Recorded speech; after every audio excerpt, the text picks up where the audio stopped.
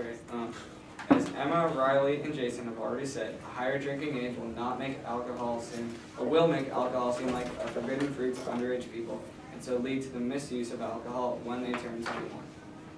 Also, 18-year-olds in the U.S. are adults and so should be allowed to make all their decisions for themselves and not have the government make a very one important for them instead.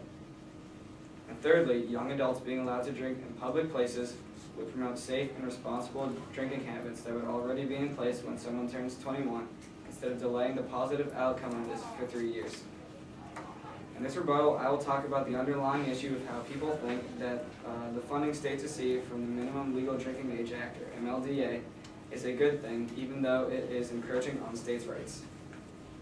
I will also reinforce our strongest point, how the federal government is opposed to 18-year-olds drinking because of brain damage, but they are fine with the current minimum legal age of enlistment. And finally, I will talk about the effectiveness of the MLDA. My first point is while MLDA does give states the right to set their own drinking age as low as 18, if a state chooses to exercise this right given to them, they will forfeit all federal government highway funding.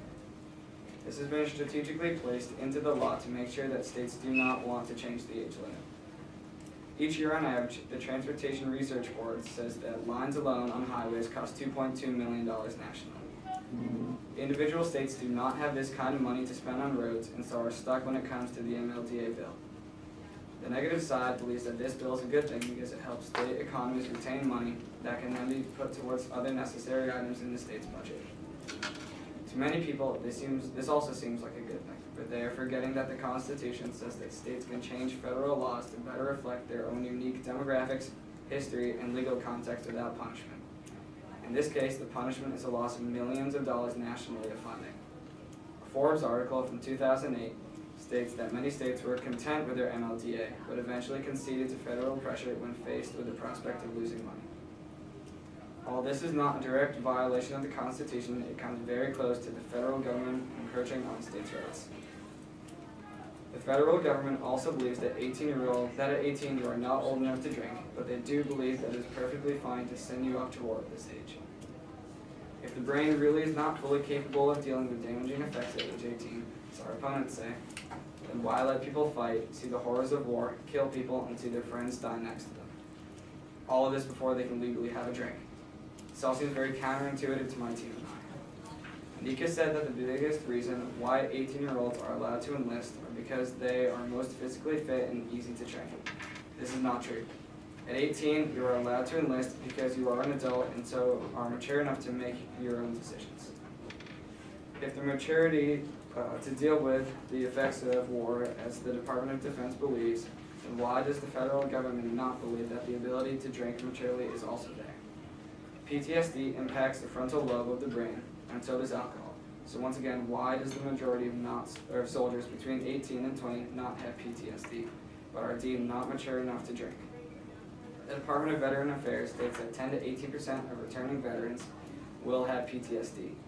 This number is not only for the whole number of veterans who come home during a 1-year period, but it is also for each returning squad, platoon, or regiment, or any amount of veterans coming back to the U.S.